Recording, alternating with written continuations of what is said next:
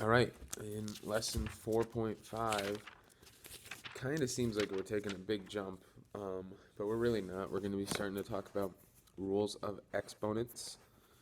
Okay, so the first rule is the product of powers property, which says involves exponent multiplication, which means you're multiplying two things that have the same base but different exponents. And this was a weird formatting glitch. The m and the n should have been exponents.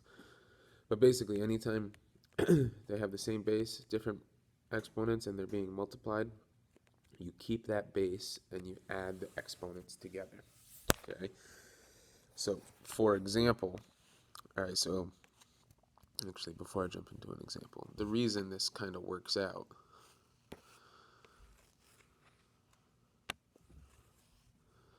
okay, is like, say for example, I have 4 to the third times 4 to the second. Well, if we were to spread those exponents out, 4 to the third is 4 times 4 times 4. 4 to the second is 4 times 4. Well, now I could put all those together, and it's 4 to the fifth, whereas 3 plus 2 also equals 5. Okay, so that's like this is the worked out explanation as to why you can just add these two exponents together. Okay, so for example, if I ask you to multiply 10 to the 12th power times 10 27th power, all right, well, that would equal 10 to the 12 plus 27, or 10 to the 39th power. Okay, we could also do this if the base is an exponent. So if I have x to the 6th times x to the 9th, that would be x to the 6 plus 9, or x to the 15th. Okay, if you have a coefficient like 3x times 5x to the 5th, we'll first pull the numbers aside and do 3 times 5. And then you also have x times x to the 5th. Well, remember, if a variable doesn't have an exponent, you give it an exponent of 1. So 3 times 5 is still going to be 15. This works out to be x to the 1 plus 5. Let's get me out of the way. Which altogether works out to be 15x to the 6th. Okay? So that's the product. So that's when you have exponent expressions being multiplied. Next, we're going to talk about the quotient property, the quotient powers property. Okay? And this is if you have exponent expressions set up as a division problem, you subtract the exponents. Okay? So, again, the reason that works out, if I have 4 to the 5th over 4 to the 2nd, okay, so this would be 4 times 4 times 4 times 4 times 4. And this is 4 times 4. So this 4 cancels out that 4, and this 4 cancels out that 4. So what's left? 4 to the third. 5 minus 2 is 3. All right, so how can we put this to use? Okay, so we'll start simple.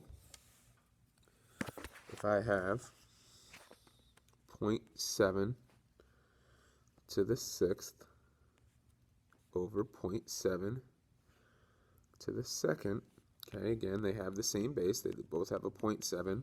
I'm not asking you to actually use the 0.7. Okay, yeah, that would be not fun. But I'm just asking you to simplify those exponents. So that would work out to be 0.7 to the 4th power. Okay, again, it can be done with variables.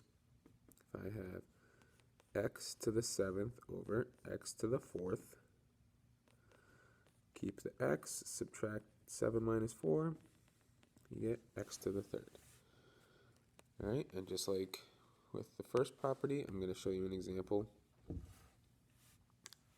where you have coefficients. So 4x to the 8th over 10x to the 2nd. Okay, so pull the 4/10ths to the side and simplify that later and do x to the 8th over x to the 2nd. Okay, so that's going to work out to be x to the 8 minus 2.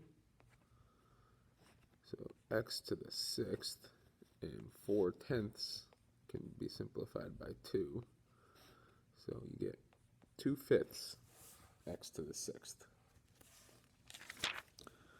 All right, now let's do one where we put them both together. Use both properties on the same example. Okay, so if I have 3m to the 5th times m to the 2nd over 6m to the 3rd, okay? Go ahead and put parentheses around the top, because you should always do either the numerator or denominator first until they're as simplified as possible. Then you can work out the division. So this, okay, we're going to add the 5 and the 2, so this works out to be 3. No other exponent, or no other coefficient to worry about, so m to the 5 plus m to, times m to the 2nd would be m to the 7th over 6m to the 3rd. Okay, now separate the numbers and treat it like a fraction. Separate the variables. Okay, 3 over 6 simplifies to 1/2. And now in this case, we're going to subtract. So 7 minus 3 gives me m to the 4th. Okay.